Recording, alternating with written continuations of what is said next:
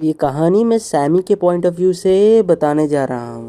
ये तब की बात है जब मैं सिर्फ 10 साल की थी और मैं और मेरे दो सबसे अच्छे दोस्त हम लोग बीच में वॉलीबॉल खेल रहे थे। लेकिन तभी जब हम लोग घर आ रहे थे तब हमने देखा कि हमारी घर की सेकंड फ्लोर की लाइट जल रही थी और फिर वो बंद हो गई। इसको देख के हम तीनों की तो हालत ख़राब हो गई, मेरे हाथ से चाबी भी गिर गई और मैंने पुलिस को फ़ोन लगाने के लिए सबको बोल दिया। लेकिन उससे पहले ही हमारी एक दोस्त उससे पहले ही ऊपर जाके वहाँ पे देखने के लिए काफ़ी उत्सुक थी। लेकिन मैंने सोचा कि वहाँ पे कुछ भी हो सकता है तो पहले पुलिस को फ़ोन कर लेते हैं।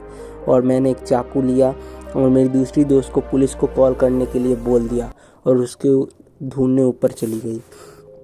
और ऊपर जाने के बाद मुझे दिखाई दिया कि पुलिस नीचे आ चुकी है।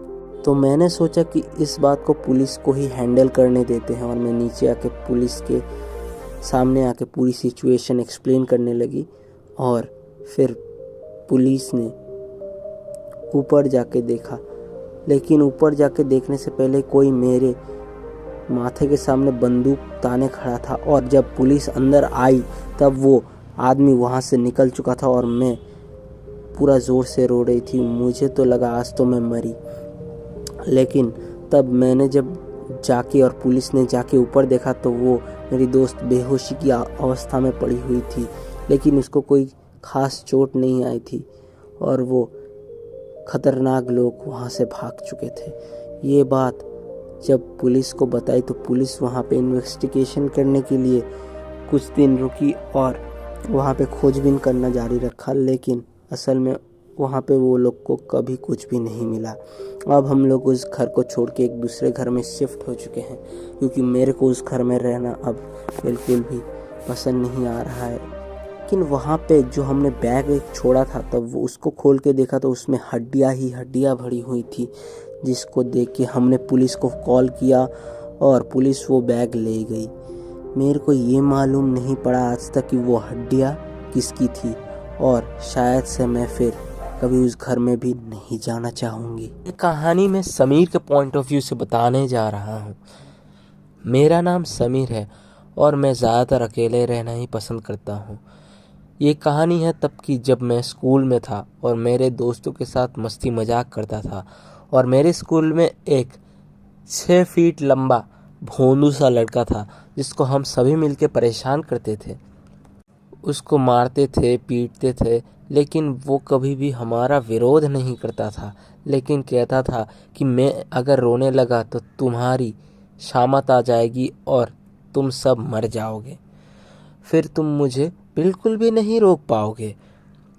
ये धमकियाँ मुझे और मेरे दोस्तों को काफ़ी ज़्यादा अजीब लगती थी।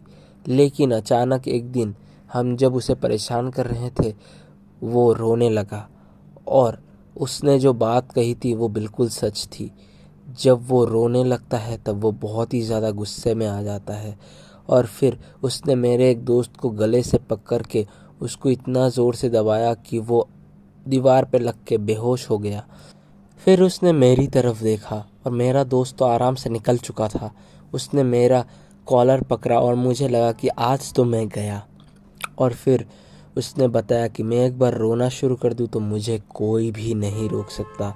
और अचानक से उसके सर में दर्द होने लगा और वो और ज़ोर ज़ोर से रोने लगा और उसको देख के मैं डर गया।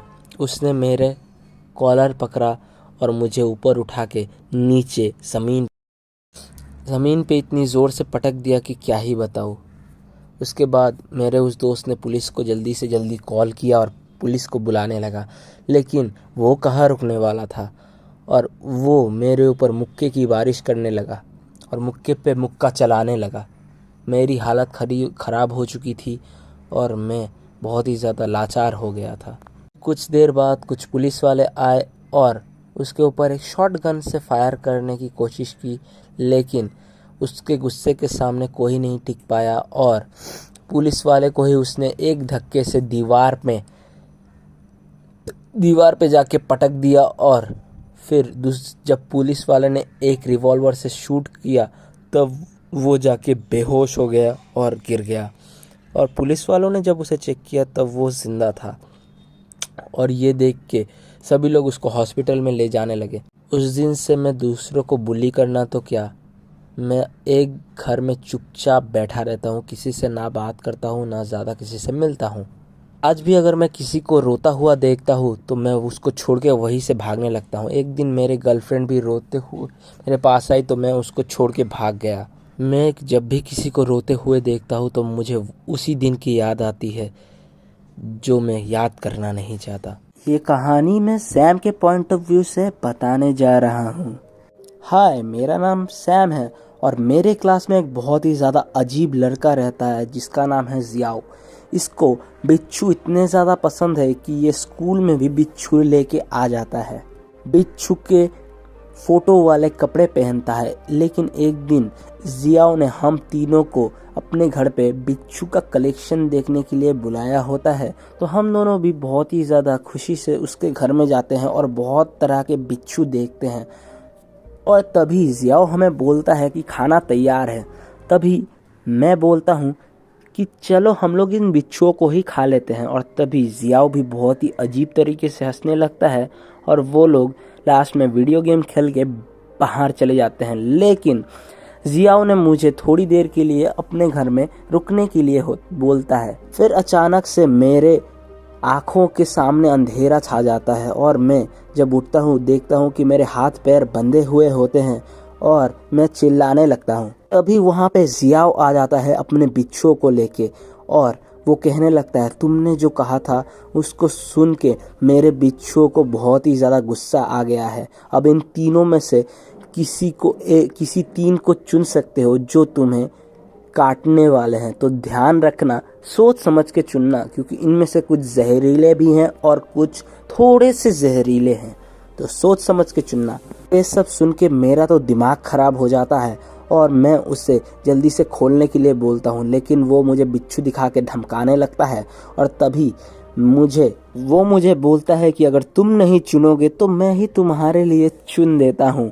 और तब मैं असहाय परिस्थिति में एक बिच्छू को चुनने लगता हूँ और फिर मैं उसे दिखाने लगता हूँ कि मुझे वो वाला बिच्छू चाहिए और फिर वो मुझे वही वाला बिच्छू अपने हाथ में दे देता है। और बिच्छू जब डंक मारता है ना, तब मेरे शरीर की हर एक नस दर्द करने लगती है। मेरे को लगता है कि अब मैं मरने वाला हूँ।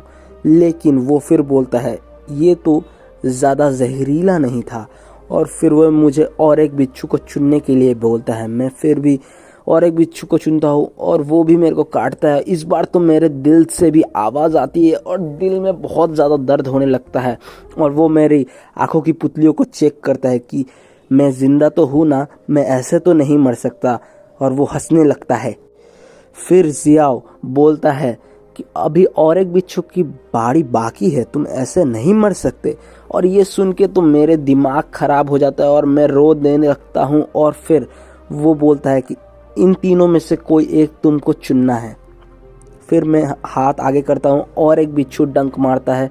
इस बार लगता है कि मैं मर जाऊँगा, लेकिन फिर भी वो बोलता है कि अब शाबाश, अब मेरे बिच्छू का गुस्सा कम हो चुका है।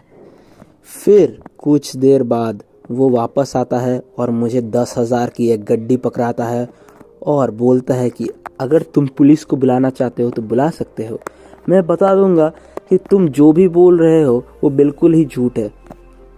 फिर मैं उस पैसे की गड्डी को ले लेता हूँ और जल्दी से हॉस्पिटल के लिए भागने लगता हूँ। और हॉस्पिटल में कुछ दिन बिताने के बाद मेरे दिमाग में बहुत ही ज़्यादा गुस्सा आता है। फिर मैं सोचता हूँ कि मैं उससे बदला कैसे ले सकता हूँ। फिर मैं उसको कॉल करता हूँ, उसके घर फिर से आने के लिए बोलता हूँ। इस बार मैं उसके गेट खोलते ही उसके मुंह में एक मुक्का जड़ देता हूँ और फिर उसके उसी बिच्छू वाले रूम में जाता हूँ उसके साथ और उसे पीटने लगता हूँ। और पीट के उसके सारे बिच्छुओं को गिरा के ख़त्म कर देता हूँ। इसके बाद मैं जियाओ से कभी नहीं मिला। मैंने अपना कॉलेज भी बदल दिया है। तो आपको ये कहानी कैसी लगी?